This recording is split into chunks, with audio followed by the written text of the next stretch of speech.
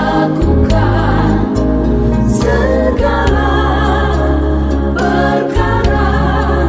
Allahku Maha Kuasa. Dia ciptakan seisi dunia, atur segala masa. Allahku Maha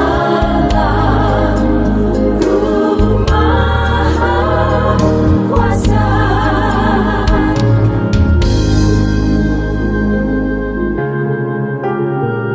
Allah kuasa melakukan segala perkara. Allahku Maha Kuasa. Dia ciptakan seisi dunia, atur segala masa. Allahku Maha Kuasa.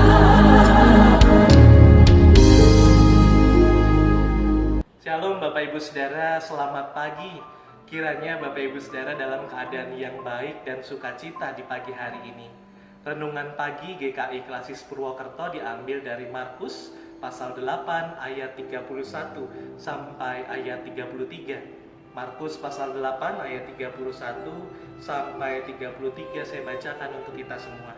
Kemudian mulailah Yesus mengajarkan kepada mereka bahwa anak manusia harus menanggung banyak penderitaan dan ditolak oleh tua-tua, imam-imam kepala, dan ahli-ahli Taurat, lalu dibunuh dan bangkit sesudah 3 hari. Hal ini dikatakannya dengan terus terang, tetapi Petrus menarik Yesus ke samping dan menegur dia.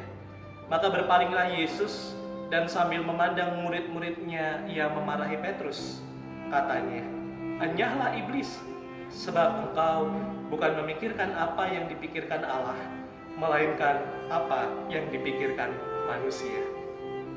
Saudara-saudara masih ingat sebuah lagu yang kita dengar di awal perenungan kita hari ini?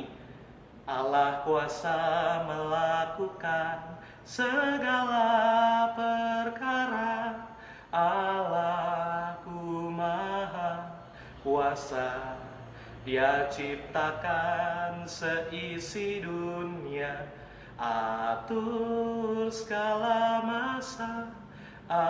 Allahku Maha Kuasa.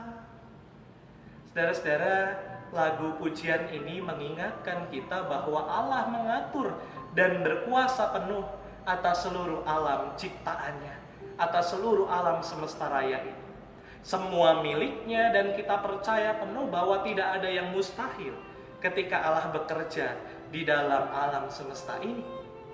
Namun saudaraku, ketika kita menghadapi realita bencana non-alam seperti sekarang ini, porsi pertanyaan yang cukup sering muncul kemudian adalah pertanyaan-pertanyaan yang justru berkaitan dengan kemahakuasaan Allah.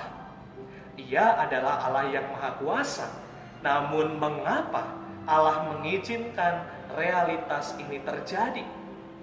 Saudara-saudara, Petrus juga bertanya secara tidak langsung, bertanya perihal yang sama. Mengapa Yesus harus memilih jalan penderitaan? Ia seorang guru, ia seorang pemimpin di mata Petrus. Suatu ketika, saudara-saudara, Petrus pernah menarik Yesus dan kemudian memberikan teguran kepada gurunya itu. Bayangkan saudara, Petrus menegur gurunya sendiri. Bagi Petrus, anak manusia, Tuhan Yesus tidak selayaknya menanggung banyak penderitaan. Namun apa yang dilakukan Yesus, saudaraku? Maka berpalinglah Yesus, lalu sambil memandang murid-muridnya, ia memarahi Petrus, katanya, "Enyahlah iblis, sebab engkau bukan memikirkan apa yang dipikirkan Allah, melainkan apa yang dipikirkan manusia." Saya yakin saat itu betapa kagetnya Petrus. Saudaraku yang terkasih, Petrus hanya mengikuti pola pikirnya sendiri. Ia lupa bahwa Allah memiliki jalan pikir yang sungguh agung dan mulia. Bahkan keagungan jalan pikiran Allah tidak terselami oleh akal dan hati Petrus, juga akal dan hati kita sebagai manusia yang terbatas. Nah, Bapak Ibu Saudara, seorang teolog Korea bernama Choan Seng Sok pernah membagikan refleksinya terkait dengan kehadiran Allah di tengah penderitaan yang terjadi. Baginya, saudara-saudara, Allah bukanlah Allah yang duduk diam dan hanya menjadi penonton panggung kehidupan manusia.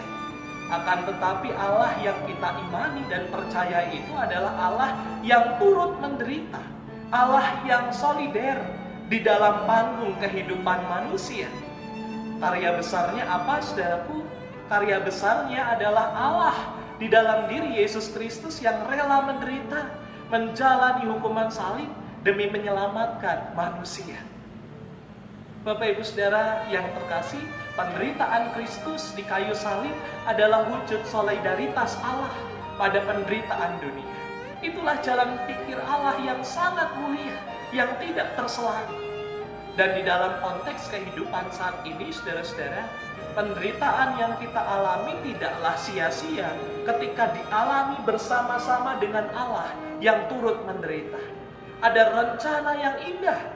Bahkan penderitaan yang kita lewati ini akan menjadi penderitaan yang indah ketika kita sadar ada Allah yang berjalan memikul beban kita. Lalu saudaraku, masih adakah wujud solidaritas Allah di tengah kehidupan kita?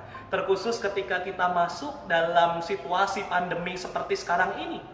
Masih saudara-saudara, bahkan wujud solidaritas Allah terus ada di tengah-tengah kita.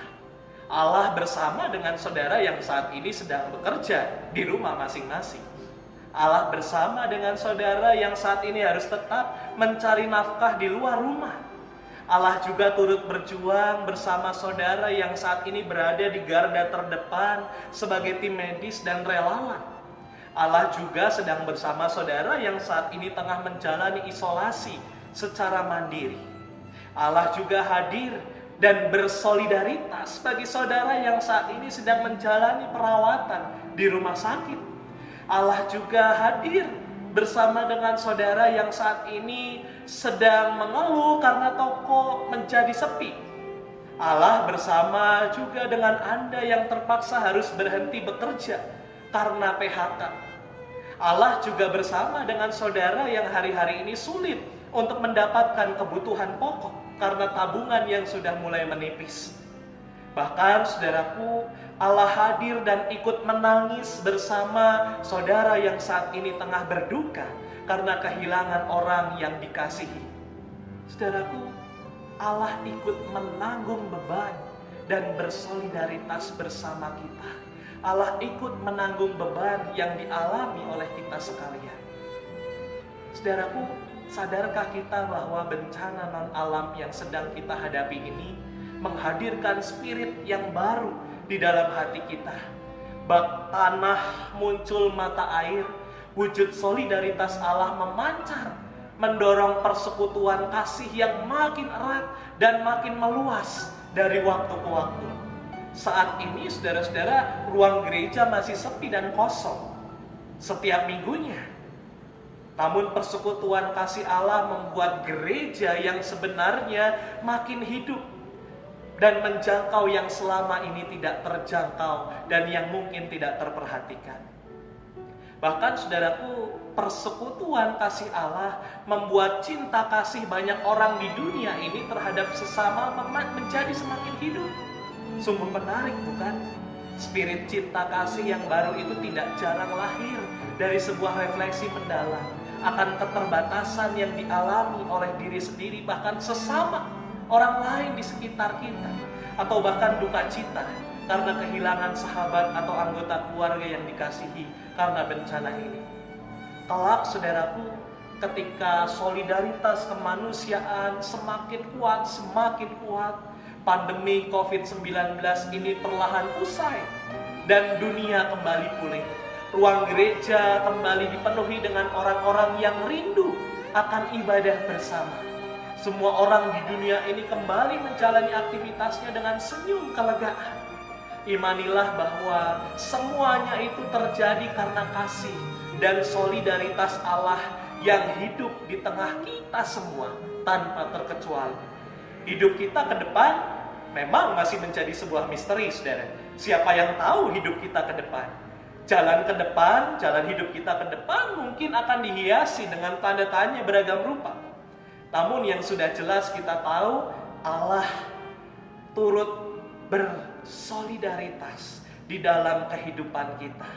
Allah turut tersenyum ketika kita memancarkan senyum kebahagiaan. Dan Allah ikut berduka ketika kita berurai tangis air mata.